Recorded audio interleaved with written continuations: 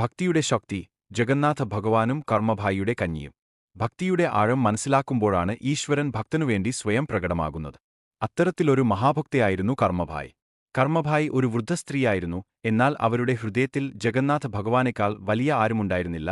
ഭഗവാനെ സ്വന്തം മകനായി സ്നേഹിച്ച അവർ എല്ലാ ദിവസവും ഭക്തിപൂർവ്വം കഞ്ഞി, കിച്ചടി തയ്യാറാക്കി ഭഗവാനെ സമർപ്പിക്കുമായിരുന്നു. അവർ ദരിദ്രയായിരുന്നു, കഞ്ഞിയല്ലാതെ മറ്റൊന്നും ഒരുക്കാൻ സാധിക്കില്ലായിരുന്നു. എന്നിരുന്നാലും ഭഗവാൻ കർമ്മഭായിയുടെ നിഷ്കളങ്കമായ ഭക്തിയിൽ പ്രസന്നനായിരുന്നു. അതുകൊണ്ടുതന്നെ മഹാനിവേദ്യത്തിനു മുൻപായി ഭഗവാൻ കർമ്മഭായിയുടെ വീട്ടിൽ വന്ന് കഞ്ഞി കഴിക്കുമായിരുന്നു. ഒരു ദിവസം ഒരു സന്യാസി കർമ്മഭായിയോട് ഭഗവാനെ നിവേദ്യം അർപ്പിക്കുന്നതിനു മുമ്പ് കുളിച്ച് ശുദ്ധിയോടെ തയ്യാറാവണമെന്ന് ഉപദേശം നൽകി. കർമ്മഭായി അതിനെ ഹൃദയം കൊണ്ട് സ്വീകരിച്ചു. പിറ്റേ ദിവസം അടുക്കൾ ശുചിയാക്കി കുളിച്ച ശേഷം അവർ ഭഗവാനെ നിവേദ്യത്തിനായി കഞ്ഞി തയ്യാറാക്കി. എന്നാൽ ഇതിന് ഒരുപാട് സമയം കഴിഞ്ഞുപോയി. പതിവ് സമയത്ത് എത്തിയ ഭഗവാൻ കാത്തുനിൽക്കുകയായിരുന്നു.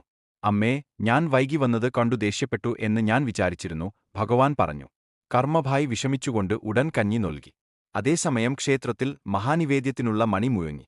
കഞ്ഞി കഴിച്ചുകൊണ്ടിരിക്കെ ഭഗവാൻ പറഞ്ഞു, അവിടെ എന്റെ സഹോദരന്മാരായ ബാലരാമനും സുഭദ്രയും കാത്തിരിക്കുമെന്നു തോന്നുന്നു എന്ന് പറഞ്ഞു ഭഗവാൻ പോയി. ക്ഷേത്രത്തിൽ മഹാനിവേദ്യം സമർപ്പിച്ചപ്പോൾ പൂജാരിയും രാജാവും അതിശയിച്ചുപോയി. ഭഗവാന്റെ മുഖത്ത് കഞ്ഞി പറ്റിപ്പിടിച്ചിരിക്കുന്നു. ഇത് എവിടെ നിന്ന് വന്നു എന്നറിയാൻ എല്ലാവരും ആശ്ചര്യചകിതരായി. അപ്പോഴാണ് കർമ്മഭായി എത്തിയത്.